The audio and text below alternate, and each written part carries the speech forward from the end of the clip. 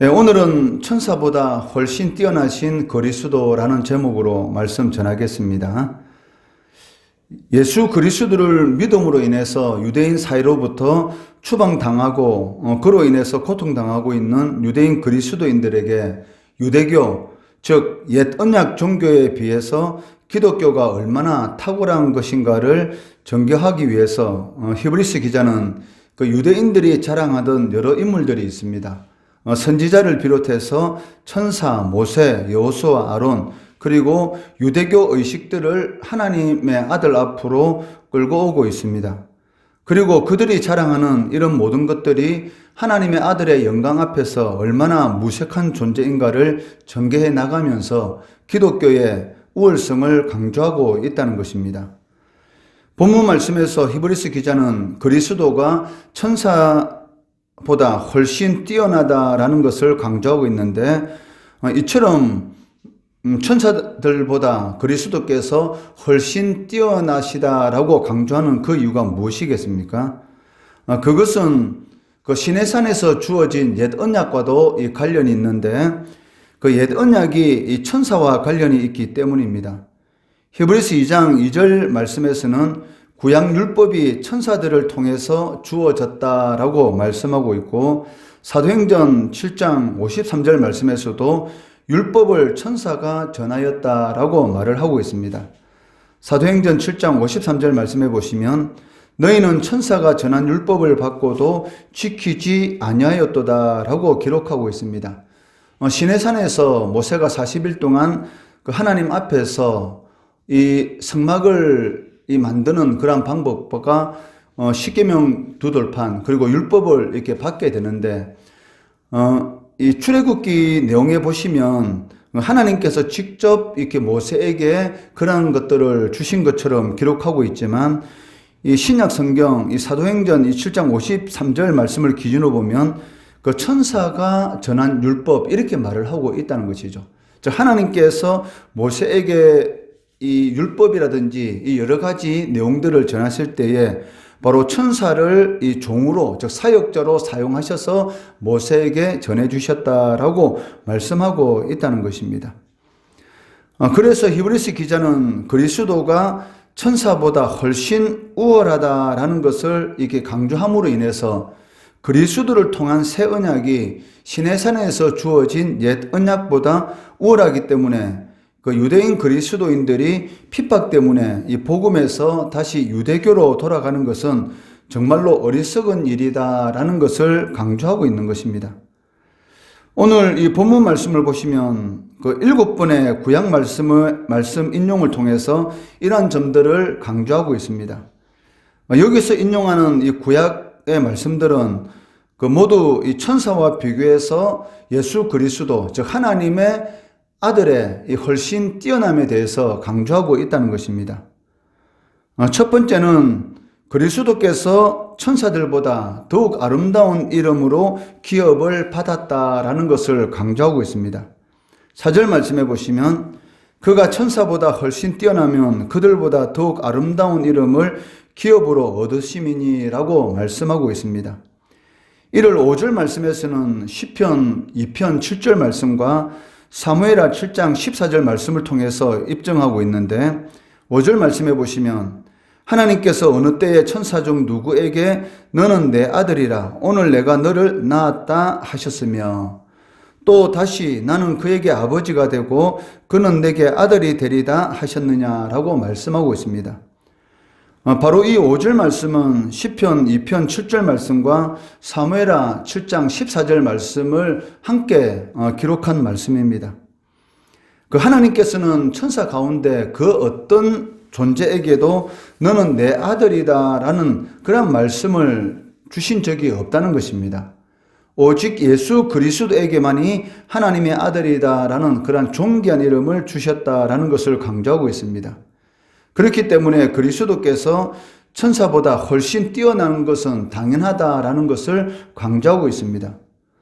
또한 그리스도께서 천사보다 뛰어난 이름을 상속받았다라는 이 말의 의미 속에는 그리스도의 죽음 그리고 부활 그리고 성천으로 인해서 천사와 비교할 수 없는 탁월한 위치에 놓이게 되었다라는 것을 의미하고 있다는 것이죠. 어저께 살펴본 빌립보서 2장 8절에서 10절 말씀이 바로 이 그리스도의 죽음, 그리고 부활, 그리고 성천하심으로 인해서 모든 이름 위에 가장 뛰어난 이름을 주셨다라고 강조하고 있는 것을 우리는 알 수가 있습니다. 그리고 그리스도께서 아들로 받아들여졌다라는 것은 그 하나님 아버지의 일을 맡기에 적합하다라는 그런 의미 또한 지니고 있다는 것입니다. 그렇기 때문에 성부 하나님께서는 아들에게 하늘과 땅의 모든 권세를 주셨다라고 막태는 기록하고 있습니다. 두 번째로 천사들보다 훨씬 뛰어나신 그리스도에게 대한 두 번째 증거를 6절에서 말씀하고 있습니다. 6절 말씀해 보시면 또 그가 맏아들을 이끌어 세상에 다시 들어오게 하실 때에 하나님의 모든 천사들은 그에게 경배할지어다 라고 말씀하고 있습니다. 이는 그리스도께 경배하라라는 이 하나님의 명령이 이 천사들에게 주어졌기 때문에 당연히 그리스도께서는 천사들보다 우월하다는 것은 당연하다라는 것을 강조합니다. 더 나아가서 히브리서 기자는 그리스도를 6절 말씀에서 하나님의 맏아들이다라고 말씀하고 있는데 여기 하나님의 맏아들이다라는 이 말의 의미는 그 예수께서는 모든 피조물들 가운데 특별한 지위를 갖고 계시다라는 그런 의미를 가지고 있습니다. 즉 하나님께서 이 창조하신 그런 피조물과는 전혀 다른 그런 특별한 지위와 특별한 그러한 하나님과의 관계를 계신다라는 그런 의미로서 하나님의 맏아들이다라는 이런 이 말을 사용하고 있다는 것입니다. 이는 이스라엘 사람들이 존경하는 천사가 위대하기는 하지만 그리스도와 비교할 수 없는 그런 피조물의 이 불과한 존재에 불과하다라고 말을 하는 것입니다. 천사가 아무리 위대하다 할지라도 천사는 피조물에 불과한 것입니다. 그렇지만 그리스도는 하나님의 본체시고 하나님의 영광이다라고 말씀하시고 하나님 그 자체라는 것이죠. 그렇기 때문에 유대인들이 그렇게 존경하는 이 천사는 이 피조물에 불과한 존재이기 때문에 하나님의 아들이신 그리스도와 비교할 바가 되지 않는다라는 것을 강조하고 있다는 것입니다. 그렇기 때문에 그리스도를 천사들이 경배하는 것은 당연한 것이다라고 히브리서 기자는 이 구약의 이 성경 말씀을 인용해서 이 그리스도의 우월하심을 강조하고 있습니다.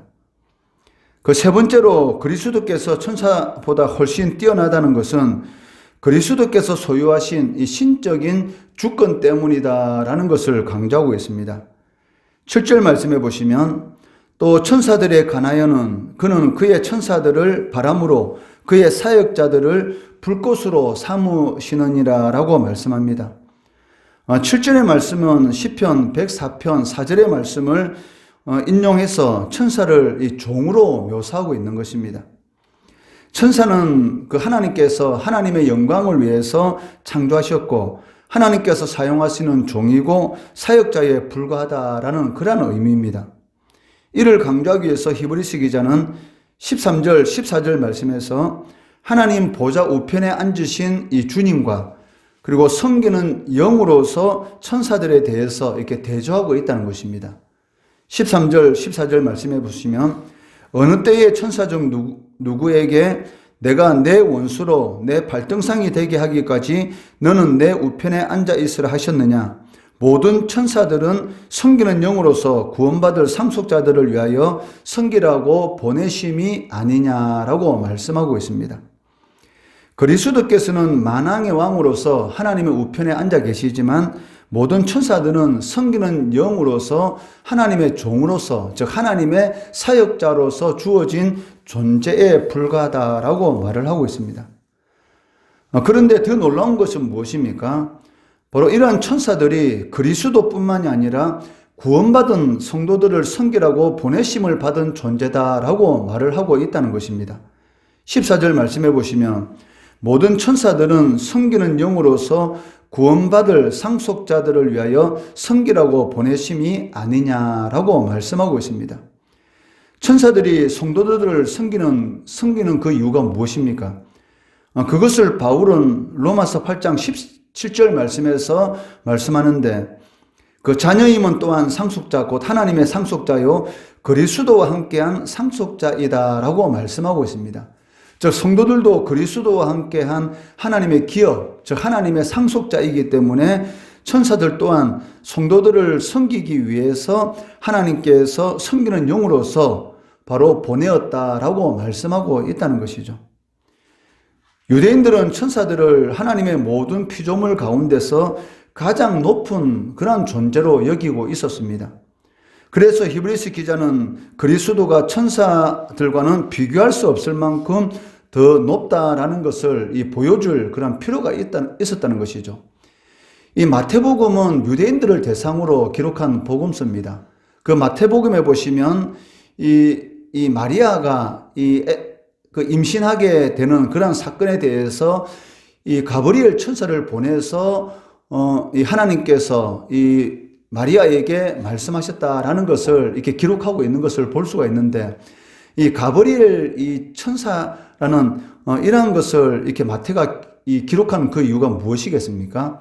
바로 유대인들은 이 천사들을 이 특별한 존재, 너무나 이런 귀한 존재, 그리고 피조물 가운데서 가장 높은 존재로 이렇게 생각하고 있기 때문에 바로 처녀인 마리아가 이 예수 그리스도를 가지게 되었던 것은 바로 성령에 의해서 저 가브리엘 천사의 그런 메시지를 통해서 성령을 통해서 잉태하게 되었다라는 것을 바로 유대인들에게 강조하기 위해서 바로 마태는 그런 내용들을 이렇게 자세하게 이렇게 기록하고 있다는 것이죠.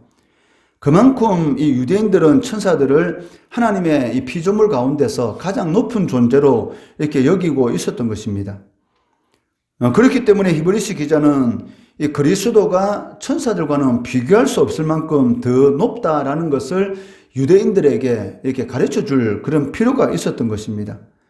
구약에서 천사는 이 신적인 이 능력을 전달하는 그러한 주요한 방편으로 하나님께서 도구로 사용하셨고, 또 하나님과 교통하는 그런 매체로서 하나님께서는 이 천사들을 사용하셨습니다.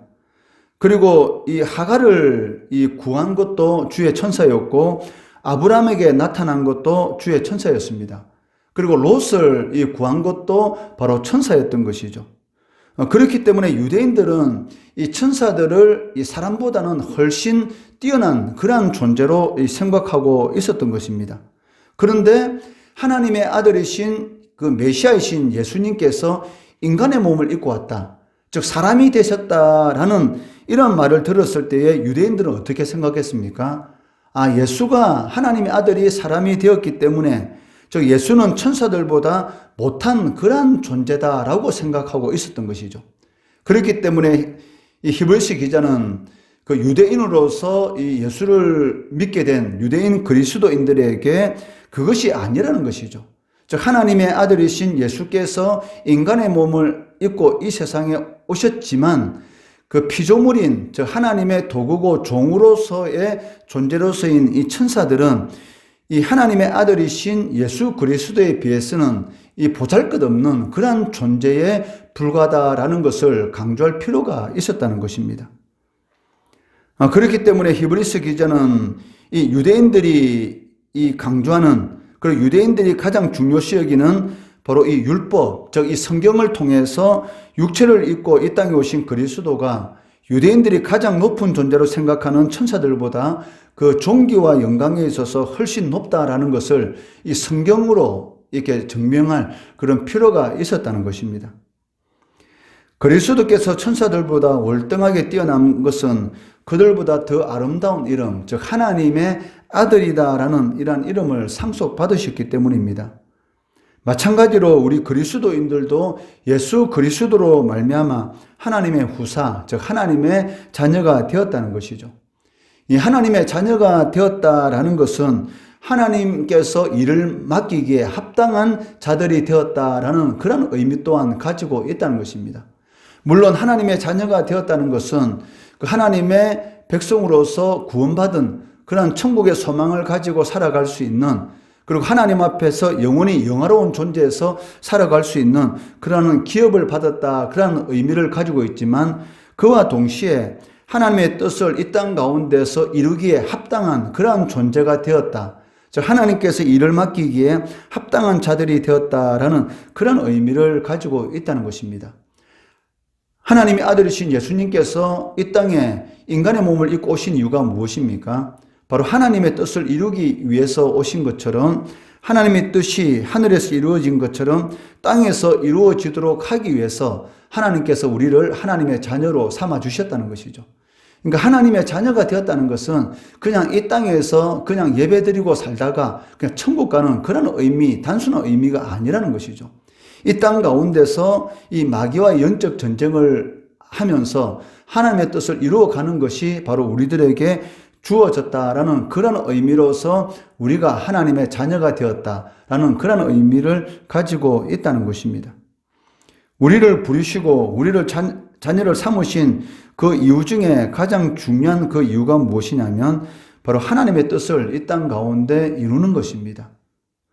하나님의 은혜에 감사하고 또 하나님의 아버지 일을 맡기에 합당한 자로서의 그런 사명을 잘 감당함으로 인해서 주님께서 우리들에게 가르쳐 주신 그 주 기도문에 기록된 그 내용대로 그 하나님의 뜻이 하늘에서 이루어진 것처럼 땅에서도 이루어지는 그러한 역사를 체험함으로 인해서 하나님께 영광 돌리는, 그리고 하나님께서 우리를 아들로 삼아주신 그런 목적을 이루어 갈 수 있는 그런 우리의 삶이 되시기를 주의 이름으로 축원합니다.